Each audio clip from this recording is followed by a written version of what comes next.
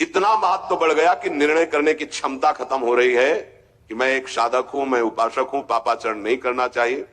ये किसी का भी हो सकता है। पहली दशा बहुत जल्दी हटा जा सकता है, फूंक मारी हट गया, आग पैदा हुई ज्ञान की। नहीं नहीं, ऐसे तृतीय अवस्था में पता ही नहीं रहता मैं गलत कर रहा हूं या गलत करने जा रहा हूं, विवेक ही काम नहीं करता, वो उसे सुख और अपना जीवन मान लेता है। अगर उस कामना में बाधा पड़ी तो तमोगुण की वृत्ति बढ़ जाती है और क्रोध पैदा हो जाता है।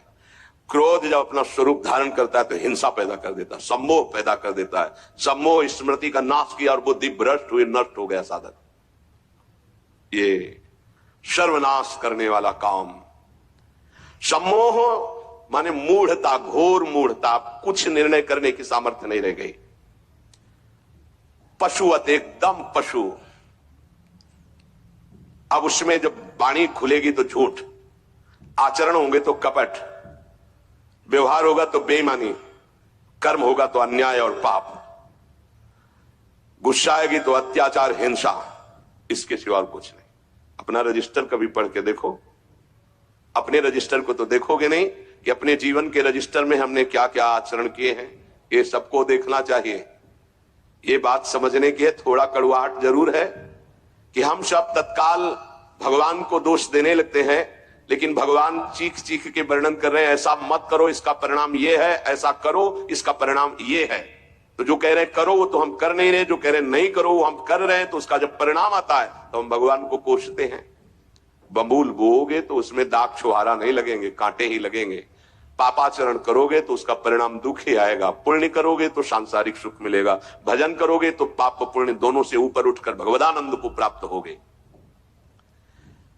कामना में तदाकार ना होने पावे तब तक बचा जा सकता है। जहां तैयारी बनी सुख भोग की और राजी आपने दस्तखत कर दे, अब आपको भगवान ही बचा सकते हैं, दूसरा कोई नहीं। उस समय भगवान ही कोई ऐसी लीला कर दे तो बच सकते हो, अन्यथा नहीं बच सकते। तदाकार होना साधक का सर्वनाश हो जाना है। काम में तदाकार होना।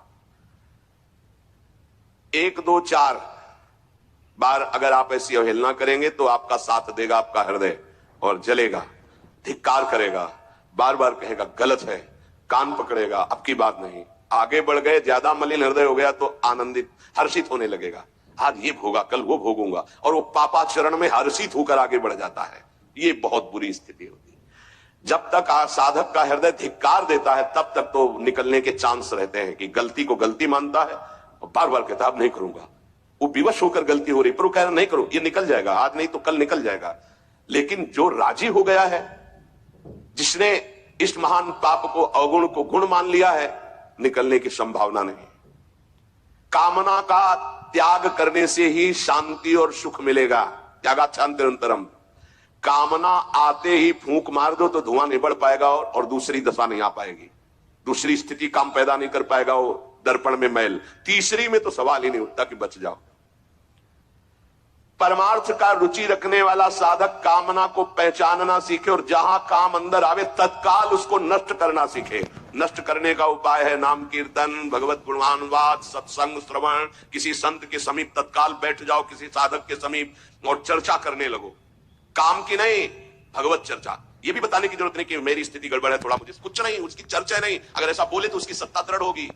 शांत, थोड़ा मन विक्षेप में आया, ऐसा लगा कि आपसे वार्ता करें तो थोड़ी देर आप सुनाइए, गोपी गीत सुनाइए, आप चतुरासी जी का थोड़ा कुछ, आपको प्रभु के विषय में कोई सिद्धांत की चर्चा, सत्संग लगा दीजिए, सत्संग सुनने लगिए, एकांत से हट जाइए, बाहर मैदान में आ जाइए। तो किसी भी तरह से आपको उस समय बदलना है, चिंतन बदलना है। नाम चल रहा है तो विवेक ठीक है, वो बचा लेगा आपको।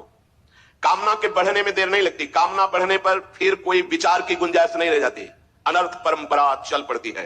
पाप, संताप, दुख, कामना। फिर ऐसा कि आप 100 बार कसम खाएंगे फिर वहीं फिसल कर खड़े हो जाएंगे। देख लीजिएगा, 1000 बार प्रतिज्ञा करेंगे, एक नहीं 1000 बार, और काम वहीं रौंद के गिरा देगा पक्का। पहली कदम पर यदि से रोकना सीख गए तो बाहर निकल जाएंगे। और हरि शरणागत है तो निकलना तो पड़ेगा ही, वहां टिकने तो देंगे नहीं। हरि इतने कृपाल में पक्का जलाकर तुम्हारे हृदय को वहां से भगाएंगे, पक्का भगाएंगे। नहीं नहीं, आज से अब नहीं, ऐसी गलती नहीं करूंगा, ऐसी गलती नहीं करूंगा, हे प्रभु क्षमा कर दो। चलो, जहां फिर क्षमा हुआ तो फिर वो जब हृदय में उमगन आई तो फिर उधर की तरफ भागता है। फिर वो ऐसी दीवाल बनवाते हैं, चुनवाते हैं आसपास कि रास्ता बचेगा तो एक ही हरि शरणम, दूसरा रास्ता नहीं। इसीलिए भगवान का आश्रय लेकर भक्ति करने वाला उपासक बहुत जल्दी विजय प्राप्त कर पाता है इन विकारों पर, अन्यथा मार के गिरा देते। बहुत बड़े विजयी योद्धा हैं, काम क्रोध लोभ मोह मद मत्सर, हरि बचावे। वैसे कहा भी है हरि ने कि मामेवे प्रपद्यन्ते माया में ताम तरन्ति, मेरी शरण में आ जाओ तो बच जाओगे।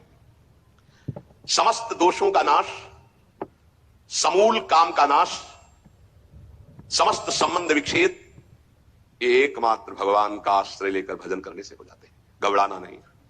1000 बार फिसल जाए तो 1001 बार भी हिम्मत रखें, पड़े ना रहें। आखिरी श्वास तक हम बाजी जीतने की कोशिश करेंगे।